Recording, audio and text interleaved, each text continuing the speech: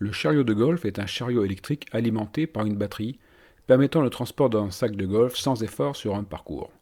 Pour le faire fonctionner, voici la démarche à suivre. Commencez par connecter la commande en reliant le câble gris. Vous ne pouvez pas vous tromper de sens pour cette étape. Puis il faudra connecter le circuit de puissance. Dans ce cas, il faudra faire attention en connectant la borne numéro 5 à la borne numéro 6 exclusivement au moyen d'un petit câble. Ensuite, positionnez la batterie sur le chariot si celle-ci a été mise en charge. Puis réalisez la connexion avec le câble du chariot en respectant les couleurs des bornes rouges et noires et terminez par solidariser la batterie en utilisant la sangle. Vérifiez les points suivants avant tout démarrage. Si le témoin vert B s'allume, alors le chariot est sous tension. Si le témoin C s'allume, c'est que le variateur A est activé.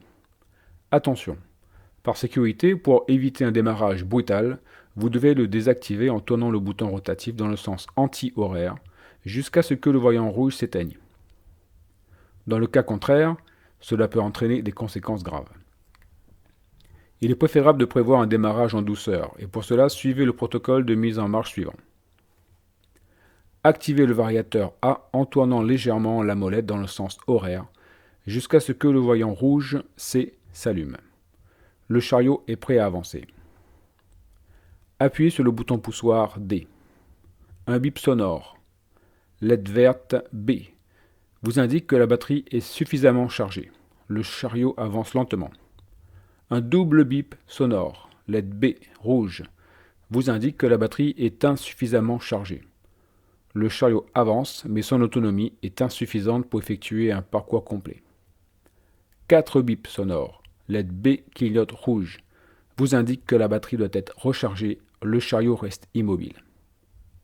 Lorsque le chariot roule, tournez la monette A dans le sens horaire pour obtenir la vitesse d'avancée souhaitée. Pour arrêter le chariot, appuyez de nouveau sur le bouton poussoir D. Le chariot s'arrête et la vitesse est mémorisée. Pour redémarrer à la même vitesse, il suffit d'appuyer de nouveau sur le bouton poussoir.